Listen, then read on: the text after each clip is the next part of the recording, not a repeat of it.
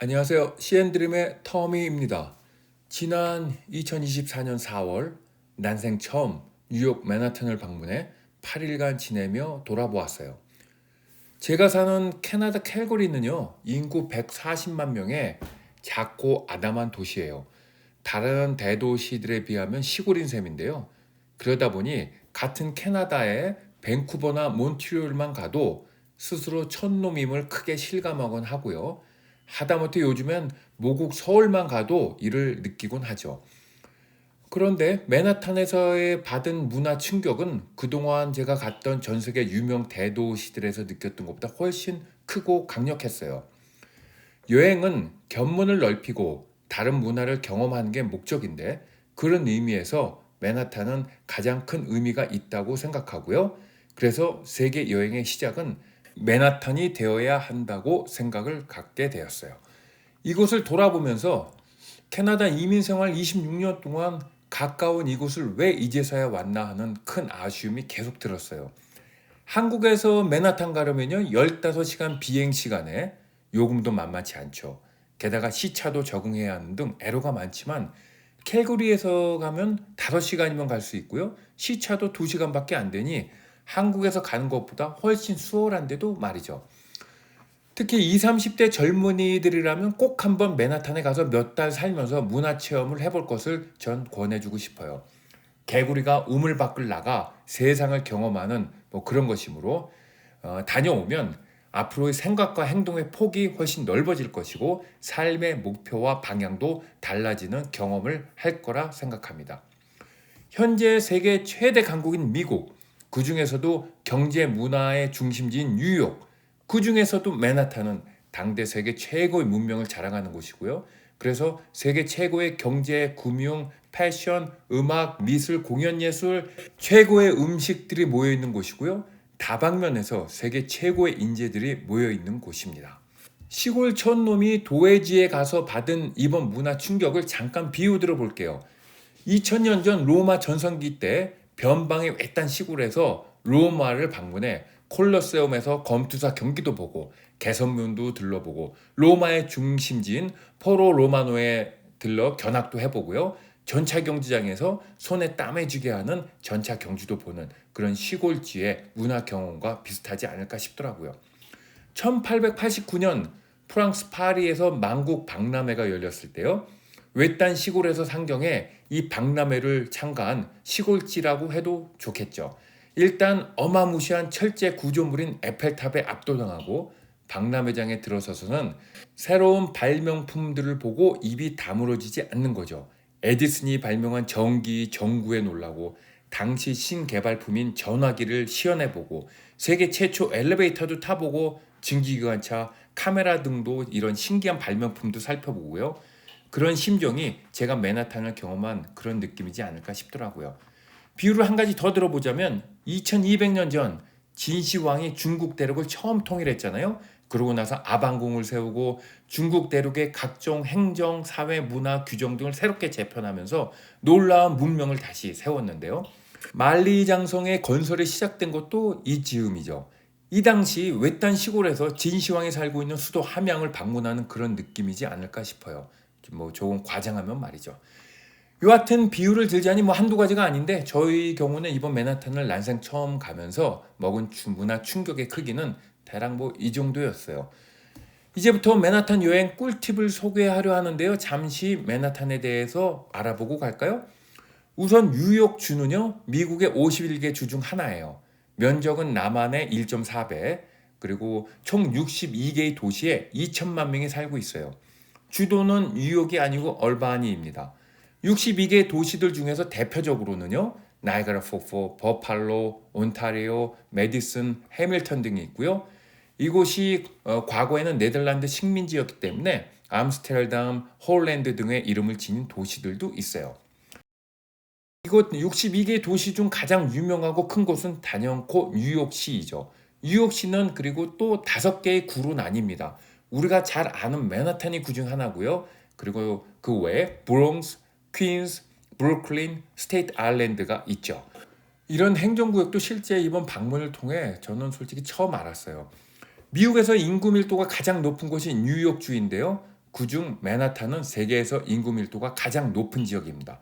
그리고 미국에서 소득이 가장 높은 곳이기도 하고요. LA 비버리 힐스도 부자 동네로 쳐주잖아요. 맨하탄 부자들에 비하면 상대도 안 된다고 하네요. 맨하탄은요, 서울 강남구 강동구 합친 면적보다도 적은데 인구가 500만 명이나 되고요. 하루 방문객이 200만 명이라니 이런 수치에 입이 다물어지지 않았어요. 미국 개국 당시 뉴욕은 수도였지만 이후 워싱턴 DC로 이전은 했고요. 맨하탄은 수도도 아닌데 이렇게 작은 동네에 불과한 맨하탄이 미국의 실질적인 수도이자 전 세계 문화 예술 경제의 중심지라는 것에 계속 놀랄 뿐이었어요. 참 그리고 뉴욕은 런던, 밀라노, 파리와 함께 세계 4대 패션 위크가 있는 지역이죠. 그리고 도쿄, 런던과 더불어 세계 3대 도시이기도 합니다. 강남구, 강동구 합친 면적보다 적은 이 맨하탄에는요. 그 유명한 월스트리트, 브로드웨이가 있고요. 미국 3대 지상파 방송국의 본사가 여기 있고요. 엠파이어 스테이트 빌딩, 9.11 사태로 우리에게 잘 알려진 세계 무역센터 건물이 있었죠. 그 외에도 카네기 홀, 센트럴 파크, 타임스퀘어, 자유의 여신상, 또 영화의 배경으로 많이 나왔던 브루클린 브리지, 허드슨 강, 세계에서 가장 큰 기차역인 그랜드 센트럴 스테이션, 영화 박물관은 살아있다의 촬영 장소였던 자연사 박물관, 또 현대미술관, 메트로폴리탄 미술관, 여기에 구겐하임 박물관 등 이름만 들어도 설리게 만드는 명소들이 바로 다 이 맨하탄에 몰려 있는데 이런 작은 면적에 이런 세계적인 명소들이 다 몰려 있다는 것에 정말 놀람을 감출 수 없었어요. 영화 대부 2의 촬영지였던 리틀 이탈리, 그리고 드라마 프렌즈의 촬영지였던 그린위치 빌리지도 이곳 맨하탄에 있답니다. 라디오 시티 뮤지컬이 이곳에 있다는 건 여길 방문해서 처음 알았어요. 극장 투어를 했는데요. 7,000석 규모로 세계에서 가장 큰 실내 공연장이라고 하네요. 그래미 시상식도 열린 바 있고요. 1920년대에 만들어진 유압식 무대 장치가 아직도 작동되고 있던 사실에 경이로울 뿐이었어요. 말로만 듣던 센트럴파크 가보았어요. 그 규모에 너무 놀랐어요. 세계에서 가장 높은 인구 밀도로 자랑하는 맨하탄에 이 넓은 녹지로 남겨둔 그들의 사고방식이 경이로울 뿐이었죠. 저는 중학교 때 센트럴파크 이야기를 참 많이 들었어요. 왜냐하면 비틀즈의 멤버였던 존 레논이 이 공원 아파트에 살고 있었고 아내 오노 요코랑 공원 산책을 나섰다가 광팬의 총에 숨졌다는 내용이었죠. 이번 방문 때 존 레논이 살던 아파트도 보고 그가 사망한 장소도 가보았어요. 바닥엔 별 모양으로 되어서 그를 추모하는 기념패가 있었고 존 레논의 팬들이 아직도 많이 방문하더라고요. 맨하탄에 길거리 공연들 참 많은데 이것 보고도 놀랐어요. 유럽 대도시들에 가서도 길거리 공연은 많지만 맨하탄만큼 이렇게 공연도 많고 다양한 음악을 접할 수 있는 곳은 바로 이것뿐인 것 같았어요. 자유의 여신상은 규모가 커서 석고상인 줄 알았거든요. 근데 이번에 가보니까 글쎄 구리로 만든 동상이라는 것에 대해서 크게 놀랐어요. 다만 그걸 다 구리로 하면 비용이나 무게 감당이 안 되니까 안쪽엔 철골 구조물로 하고 표면만 구리로 입혔는데 구리의 두께가 글쎄 1cm 동전 2개 합친 정도밖에 안 된다고 해서 또 저를 놀라게 하더라고요. 철골 구조물은 에펠탑을 세웠던 에펠 아저씨가 만들었다는 것도 이번에 처음 알았고요. 자유의 여신상 공원에 들어서니요. 그 한국어 오디오가 있더라고요. 오디오 가이드. 그래서 반가웠고요. 3시간 정도 들으면서 공원을 천천히 돌아봤는데 여신상이 만들어질 때 일부 여성들이 크게 반발했다고 합니다. 왜였을까요? 그들의 주장은 뭐였냐면요. 여성들에게 참정권도 없는 나라에 무슨 자유의 여신상이냐고 말이죠. 이곳을 방문하기 전까지는 솔직히 금시초문이었던 내용이었는데요. 실제 미국은 자유의 여신상이 세워진 1885년보다도 30년이 지난 1920년에 여성들에게 참정권이 주어졌는데요. 더 놀라운 사실은 말이죠. 당시 흑인 남성은 이미 참정권을 가지고 있었다는 겁니다. 노예를 짐승 취급하며 학대하면서도 노예 남성에게는 참정권을 주었는데요. 결국 백인 여성은 노예 남성보다도 판단력이 떨어지고 지능이 낮다는 생각이 불과 100년 전까지도 세상을 지배했던 남자들의 통념이었으니 수천 년간 여성들이 받아온 박해가 얼마나 심했는지를 정말 실감할 수 있었던 시간이었어요. 참, 자유의 여신상 보려면 배를 타고 들어가야 하는데 되돌아오는 마지막 배가 오후 5시거든요. 그래서 섬에 들어갈 때는 최소 오후 1시 배 정도까지는 타야 돼요. 그 이후 배를 타면 섬에서 돌아볼 때 시간이 촉박해집니다. 1977년 제 초딩 시절 당시 제 이모의 손을 잡고 당시 광화문 사거리에 있던 국도극장에 가서 본 영화 킹콩의 장면들이 아직도 생각나는데요. 이 영화가 바로 엠파이어 스테이트 빌딩을 배경으로 만들어졌잖아요. 그 영화를 감동적으로 보았던 제가 거의 50년이나 지나서야 이 빌딩을 방문하다니 너무너무 늦게 왔다는 생각을 여행 내내 지울 수 없었어요. 빌딩에 들어서 86층 전망대까지 오르는 동안 이 빌딩에 대해 자세한 소개와 더불어 킹콩 영화와 관련된 전시의 내용들을 보면서 역시 영국, 미국계 사람들의 전시 능력은 대단하구나 하는 걸 또 한 번 실감할 수 있었고요. 뉴욕의 지하철은 유명하잖아요. 영화 속에 많이 나오고요. 범죄의 온상처럼 많이 표현되곤 하는데요. 실제 늦은 밤이 아닌 이상 문제없이 잘 타고 다녔어요. 영국 런던에 갔을 때 말이죠. 그곳이 세계 최초의 지하철이라고 막 했는데 맨하탄에 오니까 또 여기가 세계 최초라네요. 식당이든 뭐든 서로 원조라고 하는 건 어디 가나 똑같나 봅니다. 지하철 탑승장에 풍기는 그 찌린내와 마리화나 냄새, 이건 좀 고역이에요. 그래도 4, 5일 지나니까 좀 적응이 되더라고요. 맨하탄 지하철 특징 두 가지 있어요. 하나는 한 플랫폼에 두세 개 라인이 같이 지나다닌다는 점이에요. 그래서 기차가 올 때 이게 몇 호선인지 확인하고 타야 합니다. 또 한 가지는요. 지상에서 이제 지하로 내려갈 때 상행인지 하행선인지 잘 봐야 해요. 서울 같은 경우는 지하로 내려가서 상행, 하행을 결정해서 탈 수 있지만 맨하탄 지하철은 대부분요. 한 방향으로만 가는 곳들이 많아요. 그래서 지상에서 미리 방향을 보고 내려가야지 아니면 내려갔다가 여기가 아니어서 다시 올라와 또 길을 건너야 하는 번거로움을 겪어야 해요. 또 일주일 패스 있으니 이거 구입해 다니면 저렴하고 편리하니까 잊지 마시고요. 개인적으로 중딩 시절부터 지금까지 팝 음악을 매우 좋아하고 즐기고 있는데요. 특히 흑인 음악도 저는 매우 좋아하는데 흑인 음악의 대부인 제임스 브라운 있죠. 그의 음반 중 아폴로 극장 라이브가 세계적인 명반으로 손꼽히고 저도 좋아하는 음반인데요. 그리고 또 백인이면서 흑인 음악 잘하는 로버트 파머 있죠. Bad Case of Loving You로 우리에게도 잘 알려져 있는데요. 로버트 파머의 음반 중에도 아폴로 극장 라이브가 있어요. 이 아폴로 극장이 흑인 음악의 산실로 불리는 곳인데 맨하탄 갔다가 혹시 이 극장이 이 근처에 있나 하고 검색해 보니까 그렇더라고요. 할렘가에 있더라고요. 그래서 가 보았어요. 아쉽게도 그 극장 투어와는 시간이 맞지 않아 안에는 둘러보지 못했지만요. 그래도 외관도 보고 입구까지만이라도 가서 들어가 본 건 제게는 정말 멋진 경험이었어요. 그 외 맨하탄 방문 전까지는 이런 곳이 있는 줄도 몰랐던 곳들이 있었어요. 근데 가보니까 너무 좋더라고요. 허드슨 야드에 있는 건축물 배슬, 이런 걸 만들어낸 상상력과 기술에 감탄사가 절로 나왔고요. 첼시 마켓은 우리의 그 파머스 마켓 같은 곳인데 정말 세련되고 근사하면서도 고풍스러움을 유지하고 있는 아주 매력적인 마켓이에요. 첼시 마켓 인근에 있는 하이라인 파크도 상당히 인상적이었는데요. 폐쇄되었던 기찻길을 멋진 공원으로 만든 그 발상에 큰 점수를 주고 싶었어요. 저희 아이들이 어렸을 때 온 가족이 재밌게 보았던 벤 스틸러 그리고 로빈 윌리엄스 주연의 영화 박물관은 살아있다 촬영지인 뉴욕 자연사박물관을 가보는 것도 멋진 경험이었고요. 7박 8일 일정이었으나 결국 시간 부족으로 그 유명한 뉴욕 현대미술관을 가지 못했으니 다음에 한번 맨하탄을 다시 한번 가야 될 이유가 생겼네요. 한인타운 가서도 좀 많이 놀랐어요. 그 많은 한인 식당들이 얼마나 장사가 잘 되는지 막 줄들 서 있고요. 그것도 다 뉴욕 백인들이 말이죠. 그리고 멋지고 세련된 인테리어 그리고 규모에 대해서도 놀랐고요. 또 서버들 있죠. 신속하고 정확한 서비스 제공 모습을 보고 혀를 내둘렀어요.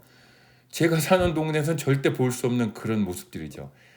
8일 동안 맨하탄 머물면서 북창동 순두부집 2번 갔었어요. 가격 대비 음식의 맛과 질이 아주 좋았고요. 맨하탄 도시에서 그 가성비로 따지면 최고 음식이 아닌가 싶어요. 순두부 값이 1인분에 18불인데요. 25,000원이죠. 여기에 9% 세금을 더하면 27,500원. 여기에 18% 팁까지 얹으면 32,000원이나 돼서요. 서울 순두부 가격에 비하면 턱없이 비싸잖아요. 근데 살인적인 물가의 맨하탄에서 이 정도면 정말 저렴한 식사에 들어갑니다. 뭐 핫도그, 피자, 햄버거로 때우는 게 아니라면 말이죠. 맨하탄에서 유명하다는 스테이크 식당 가보았어요. 여기서 가장 유명하다는 시그니처 스테이크가 70불인데요. 원래 한 개만 시키고 다른 걸 좀 저렴한 걸 시키려고 했는데 이게 글쎄 최소 2인 주문이라고 해서 고민하다가 여기 와서 시그니처 안 먹으면 뭐 언제 먹어보겠냐 해서 그거 2개를 시켰어요. 근데 서버 왈 야채고 뭐고 아무것도 없이 고기만 덜렁 나온대요. 그래서 뭐 30불짜리 야채 하나 시켰고요. 그러고 나니까 세금에 팁 더하면 200불, 28만 원이나 돼서 와인도 한 잔 못 시키고 이것만 달랑 먹고 나왔어요. 아마도 제 평생 가장 비싼 식사였던 것 같아요. 맨하탄 물가는 대략 캐나다의 저희가 사는 캘거리 한 2배, 서울의 3배 정도 수준이라고 보면 될 것 같아요. JFK 공항에 가서 스낵샵에 들렀는데요. 작은 샌드위치를 하나 집었다가 가격을 보고 너무 놀라서 내려놨어요. 작은 한 팩에 17불, 24,000원. 공항 물가가 시내보다 더 높은 건 이해하지만 그래도 24,000원 너무하더라고요. 뭐 그치만 맨하탄 빌딩 숲 정말 멋져요. 마천루, 뭐 하이라인 뭐 그렇게 얘기하죠. 콘크리트 건물을 이렇게 예술적으로 표현해낸 것에 감탄을 안 할 수가 없는데요. 특히 브루클린 브릿지에서 바라보는 맨하탄의 빌딩 모습은 가히 장관이었어요. 최근 모급을 갔다가 인천공항을 빠져나와 인천대교를 거쳐 송도 쪽으로 넘어오는데요. 4, 50층 건물의 아파트들이 길비했는데 성냥갑처럼 천편일적인 디자인에 정말 너무 실망스러웠어요. 밋밋하고 평면적이고 단순한 디자인, 게다가 인간미라고는 하나도 없어 보이는 차가운 모습에 너무나 대조적인 맨하탄 건물들이 많이 생각나더라고요. 캘거리에서 웨스트지에서로 맨하탄까지 가는 직항도 있고요. 캘거리에서 뉴욕 인근에 뉴웍이라는 타운까지 가는 에어 캐나다 직항편도 있으니까 가기 아주 좋아요. 맨하탄 방문하면요, 숙소는 타임스퀘어 부근에 잡는 게 동선상 가장 좋긴 한데 너무 비싸요. 1박에 50만 원 정도 낼 각오해야 합니다. 이게 부담이 된다면 브루클린 쪽에 숙소를 잡고 전철을 이용해 출퇴근하면 좋겠어요. 어차피 전철 일주일치 패스 끊으면 여기까지도 다 왔다 갔다 할 수 있으니까요. 뉴저지 쪽에 숙소 잡는 것도 방법이긴 한데 브루클린보다는 좀 더 멀고요. 또 다른 도시에 속해 있다 보니 도시간 이동 열차를 또 갈아타야 하고 일주일 패스로는 적용이 안 돼서 따로 돈 내야 합니다. 전철 패스는요, 기계에서 구입할 수 있는데 승차권은 그 일주일 패스 사려면 1불 추가로 내야 하고요. 그리고 다 쓰면 나중에 또 충전해 쓸 수 있어요. 일주일 패스는 대략 5만 원 정도로 다행히 비싸진 않았어요. 버스 그리고 전철 다 탈 수 있고요. 공항에서 시내까지 이동할 때 별도의 기차를 이용해야 합니다. 편도에 약 12,000원 하는데 이것도 승차권 또 따로 1불, 전철 패스 1불 추가로 내야 해요. 이것도 잘 보관했다가 집에 올 때 공항 갈 때 한 번 더 쓰면 되고요. 이거 버리면 1불 되고 또 사야 해요. 전철이나 공항열차 패스 구입할 때 기계는요 20불짜리까지만 먹어요. 그래서 10불, 20불짜리 준비해 가시고 50불짜리 이상 지폐만 있으면 어디 잔돈 바꿀 데도 없어서 전철표 사기 애로가 생깁니다. 공항에 도착해 맨하탄 시내로 들어갈 때는요 공항열차를 타고 종착역에 내려 전철로 바꿔 타고 숙소까지 가면 돼요. 택시 포기하세요. 시내에서 공항서 시내까지 30만 원 정도는 너끈히 나옵니다. 그리고 시내에서 잠깐 타도 5, 6만 원 나오거든요. 그나마 우번이 약간 저렴한 편이고요. 전철을 탈 때 기차들이 낡은 것들이 많아서 기차 안에서 다음 역이 어디인지 어떤 표시가 되고 그런 거 없어요. 그래서 안내 방송에 귀를 잘 기울여야 합니다. 그리고 그 전철역 플랫폼에서는 이제 데이터 핸드폰이 되는데요. 역과 역을 이동하는 구간에는 핸드폰 신호 끊기더라고요. 아니 세계의 중심이라는 맨하탄에서 이렇게 신호가 끊기다니 이 점은 이해가 안 됐어요. 귀국할 때 JFK 공항으로 가잖아요. 최소 4시간 전에 도착하세요. 제가 갈 때 그 시큐리티 책 있잖아요. 검열대 줄을 섰는데 한 200m 줄이 지그재그로 5개 정도, 5줄이 서 있어요. 거의 1km 정도 되더라고요. 시간 무지 많이 걸리니까요. 일찍 4시간 전엔 최소 도착하시고요. 그 외 맨하탄은 아직도 슈퍼나 상점에서 비닐봉다리를 쓰는 걸 보고요. 좀 의아했어요. 공병 수집도 안 해요. 모두 공병이나 빈캔을 쓰레기통에 버리는 거 보고 이해도 안 됐고요. 세계 최고이자 중심이라는 곳에 그 환경 보호에는 이렇게 무심한 모습을 보고 좀 좀 실망스러운 점도 있었고요. 야구 팬이라면 뭐 뉴욕 양키스 경기 봐야겠죠. 미리 예매는 하시고요. 또 맨하튼 시내에 메디슨 스퀘어 가든 경기장도 유명하죠. 복싱, 하키, 농구, 프로레슬링, 격투기 등이 열리고요. 유명 밴드들의 음악 공연장으로도 유명하잖아요. 맨하탄에 갔다면 이곳 스퀘어 가든에서 공연이나 경기를 관람하는 것도 좋은 문화 체험이 될 겁니다. 맨하탄에 간다면 시티 패스 구입하세요. 1인당 한 21만 원 정도 하는데요. 원체 입장료들이 비싸니까 이거 구입을 추천합니다. 이거 사면요. 엠파이어 스테이트 빌딩과 자연사 박물관은 기본으로 들어가 있고요. 그 외 6개 중에서 3개를 선택할 수 있어요. 그래서 총 5개를 보는 셈이죠. 나머지 6개는 다음 화면과 같습니다. 제가 볼 때 뭐 자유의 여신상과 9.11 추모관은 꼭 넣어야 할 것 같고요. 그 외 박물관을 좋아한다면 구겐하임을, 맨하탄 야경을 더 보고 싶다면 록펠러 전망대를 택하세요.